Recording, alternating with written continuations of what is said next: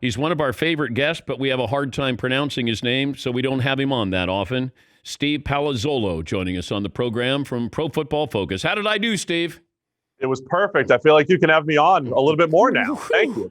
Thank you. Stayed up all night practicing in the mirror going, Palazzolo, Steve Palazzolo. And I did it. Pro Football Focus senior analyst here. All right. Let's start with Sam Darnold going into tonight's game. What is the data that Pro Football Focus has looked at with Sam Darnold this year? Yeah, he hasn't been great. He's got a grade in the 50s, which is well below average. It's not good at all. But I think coming into the year, I remember saying, look, if Sam Darnold could play a lot better, and you're not even going to see it. You're not going to see it on the stat sheet. You're not going to see it in the win-loss column. And then you see last week, even this not good wide receiver core is completely depleted. The offensive line is not great other than the rookie Mekhi Becton. So the situation is just so bad around Sam Darnold. It's not completely fair, but at the same time, still way too many bad decisions in there in Sam Darnold's game. And I don't think we've really seen the progression that you want to see here in year 3. But it's tough, and I don't know how Pro Football Focus does this, but you look at, like, Daniel Jones. I don't know if Daniel Jones is good or just he's on a bad team, or is it a combination of both? If you look at Daniel Jones and Sam Darnold, how much is them and how much it is they're on a bad team? Yeah, I mean, Jones's grade is what Jets fans would be hoping for from Darnold. Jones is up in the 70s. He's actually grading really well despite everything around him, despite facing more pressure dropbacks than any other quarterback and a terrible offensive line. And again, not the greatest group of playmakers. So yeah, there is a way, and the way we do it is to try to isolate the quarterback's play as much as possible. So you make a great throw, whether it's caught or dropped, we're still giving you credit for that throw. You still have to make good decisions. You still have to throw the ball accurately, even if you don't have that many guys that are open. So there are ways to kind of parse out the quarterback play from the rest of the supporting cast. But as we've seen with, say, like a Josh Allen in Buffalo, when you have everything around you getting better every single year, it certainly helps your development. That's why I think Allen's really peaking here in year 3. Best rated quarterback by Pro Football Focus this year is who? It's Aaron Rodgers. Yeah, he's just been in a whole different world. Him and Russell Wilson are really in a different world.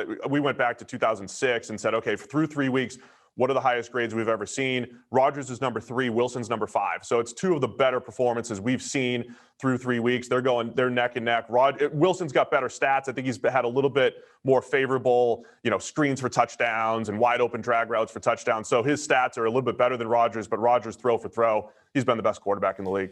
But there was so much angst, concern about Aaron Rodgers coming into this season, and you didn't draft a wide receiver. You drafted another running back. You drafted a fullback here.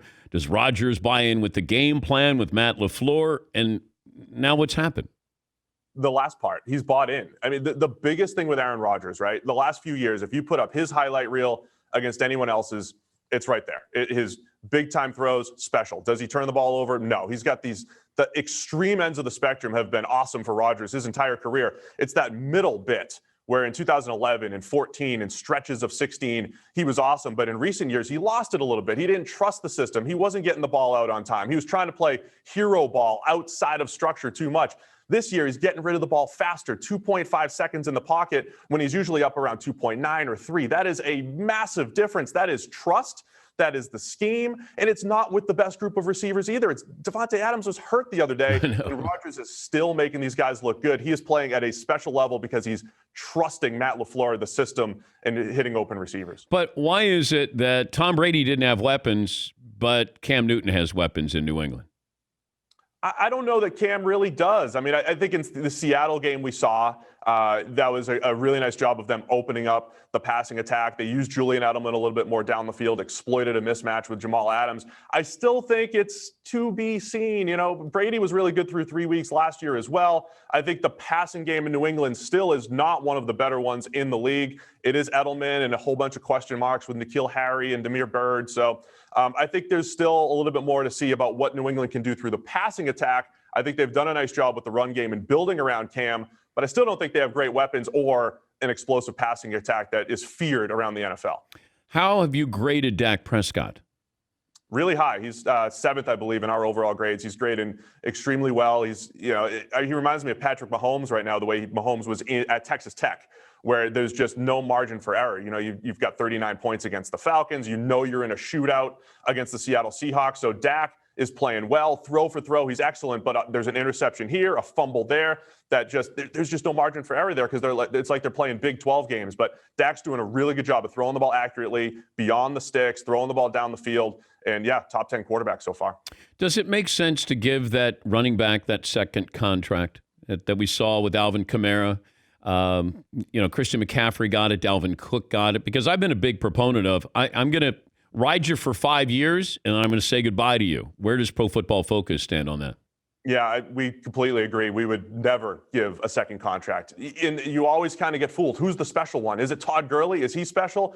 Well, no. And part of the reason, McCaffrey could have bucked the trend because we're all about the pass game at PFF because that's what's more efficient. So even when you have a pass-catching running back, it's still not great. I think the Panthers offense could be a little bit better without McCaffrey because they don't feel the need to give him touches. And they have guys like Robbie Anderson and DJ Moore. If they get more targets down the field, that offense will be better. So I love Christian McCaffrey. I love Dalvin Cook. I think he's fantastic. But I would never get into that second contract situation. One, because of the injury situation. And then two, because the production just never matches the dollar amount for a running back. I was shocked of all the games over the weekend, even Detroit winning in Arizona. I was not shocked by that. But Carolina beating the Chargers. What the hell is going on? I know that everybody's got injuries, but Justin Herbert has played well, I think. How does Pro Football Focus see the Chargers? Yeah, they're a little confusing because a week before it was like, man, they're giving the Chiefs all that they can handle into overtime, especially defensively. The fact that Mahomes, only had that one really big play the previous week. I think the Chargers offensive line, they've been a disaster for years. Yeah. And we saw a Panthers team that only had 9 pressures through 2 games, and they're getting pressure. Brian Burns with a strip sack, and they're actually beating this Chargers offensive line. I think that is one of those things that will hurt Herbert's development just a little bit. He's got some good dudes to throw to, obviously, but the O-line has to get better, and I think that's what really did them in last week, even against a bad Panthers pass rush. Steve Palazzolo, Pro Football Focus senior analyst. By the way, use the promo code Radio25. You get 25% off a Pro Football Focus subscription at PFF.com. Who do you guys like tonight? Oh, man. I mean, I guess the Broncos. I think it's not a great game on paper. I mean, the Darnold he should have the advantage from a quarterback situation. Brett Rippon did some nice things in his little relief outing against the Tampa Bay Bucs last week, but both teams are in a rough spot. My biggest concern with the Jets is they're just bad at the most important spots, right? So pass game, wide receiver, cornerback. That was their issue coming into the year. It's their issue right now. Denver can at least play reasonably on the back end. So I think they've got a shot, in this one. When you look at Drew Brees' performance so far, is there anything different through the first 3 weeks that we should have seen coming late last year? Yeah, so I mean, if you look at Brees' last 6 games just by PFF grades, almost all of them are between 58 and 62. All 6 of them right in that range. And that's well below average. It's not good. And he's had some games in there that were pretty good statistically, but the difference in those games is the downfield passing attack.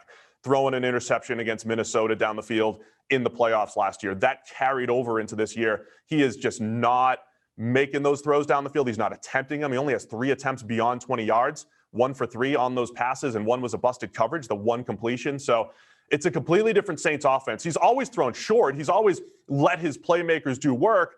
But if you leave the seam open, he's going to zip it in there. If you leave a deep ball open, he's going to hit it. That is the difference with the Saints offense. So it's a really tight margin of error. You obviously can't rely on Alvin Kamara to take a negative 5-yard pass and turn it into a 52-yard touchdown every single week like he's been. So that's the issue right now. Brees not being aggressive down the field. And when he is, the arm is just not there and the accuracy that we've normally, been accustomed to. I saw an article on Pro Football Focus about the possibility of the Falcons trading Matt Ryan. In theory, it sounds interesting that now you're going to tank for Trevor, but who would take Matt Ryan right now? And what are you getting from Matt Ryan? Or are you just trying to get him off the books and then you just continue to tank for Trevor Lawrence? Yeah, it's a fascinating thing that I don't think will actually happen. I remember, we were talking about it internally, what if, let's just throw this out there and see. It's obviously uncommon. Before Nick Foles took over last week, you'd say, would the Bears be one of those teams? They're sitting there at 3-0. And, Matt Ryan has always been a top tier quarterback, top 10 type of quarterback his entire career. I think in Atlanta, there's just something off. They should have this baseline of success just having Matt Ryan and Julio Jones and Calvin Ridley. Like, they should be winning. You should be able to slot them in for 7 or 8 games just to start the season. And then, okay, let's see how well the defense plays. But something's off down there. And it would be fascinating to see, do you just completely blow it up? And we're at this point in the NFL, though. It's tough to find a spot for Matt Ryan. Because I think there's about 28, 29, 30 legit starting quarterbacks around the NFL. I don't think we've seen that in many, many years. I don't think there's a ton of massive quarterback holes around the NFL. So it'd be tough to find an actual spot for him. But from an Atlanta standpoint, would be interesting to see if they would completely start from scratch. Has Pro Football Focus examined Trevor Lawrence? Yeah, I mean, we grade every single play from him in college, and he was the highest graded true freshman that we've ever had. Last year as a sophomore, he started out a little bit slow, but if you do like a little cutoff of week 3 or 4, another great, outstanding play, and we've got every single one of his plays graded this year. Unbelievable accuracy to all levels of the field. I know it's against the Citadel and against lesser teams, but he's looking really good. And I think, he's got everything you're looking for as far as a downfield playmaker, short area accuracy, decision-making. As a true freshman, he only had 3 turnover-worthy plays. We've never seen anything like that. That's usually, true freshman is supposed to make mistakes. He didn't. Plus, he's got a little bit of athleticism, right? So he could pick up yards on the ground. So I think when people hype him up as the next Andrew Luck type of prospect, I think it's all pretty legit. Who's the quarterback we should be talking about in college? Well, look, I've got some Gator ties through my years. I've loved Danny Werfel growing up, and the grade wasn't great on Kyle Trask coming in. He had some blind spots for linebackers last year, but if you take away those bad plays, you could see the talent. And Trask did not play in high school. He is a late bloomer with NFL-type ability, accuracy, and velocity, and we saw that against Ole Miss last week. So Kyle Trask, I think he's not going to put up Joe Burrow numbers this year despite his start, but he'll be that guy that kind of breaks out. The NFL is going to love him. He just has to lose that blind spot for linebackers that he still kind of has, but I love Kyle Trask and his development. Yeah, but if we take out the bad plays from Mitchell Trubisky, he still has a job. He still has more bad plays than everyone else. It was a handful for Trask last year. Well, yeah, but is Trubisky worse than Carson Wentz this year? Oh, not this year. Carson Wentz is at a special level of bad right now. It reminds me of, it's just not good. I mean, he looks like a pitcher that has the yips. There's something mental going on there. So 2015, if you remember Andrew Luck, the start to his season, it looked nothing like the first 3 years of Andrew Luck's career. Nothing like it at all. He was interceptions, fumbles, accuracy was all over the place. It made zero sense, and people thought he was playing with injury, and then he eventually got hurt and missed a bunch of that season. That's what Wentz feels like. This is nothing like the rest of his career. He is our lowest graded quarterback. He's lowest in accuracy. He's got 12 turnover-worthy plays. No one else has more than 6. Like, everything is at the worst spot that it could possibly be in. So I'm expecting it to get better, and it doesn't make sense because it's not in line with the rest of Wentz's career. So I guess I'm chalking it up to this is just a massive slump that he has the talent to come out of. Great to talk to you again, Steve. And now that I've worked on pronouncing your name, we'll try to have you back on again. Thank you. Perfect. I'll see you next week. Okay. I'll see you tomorrow. Steve Palazzolo, Pro Football Focus Senior Analyst. Use the promo code Radio25 for 25% off a Pro Football Focus subscription at pff.com.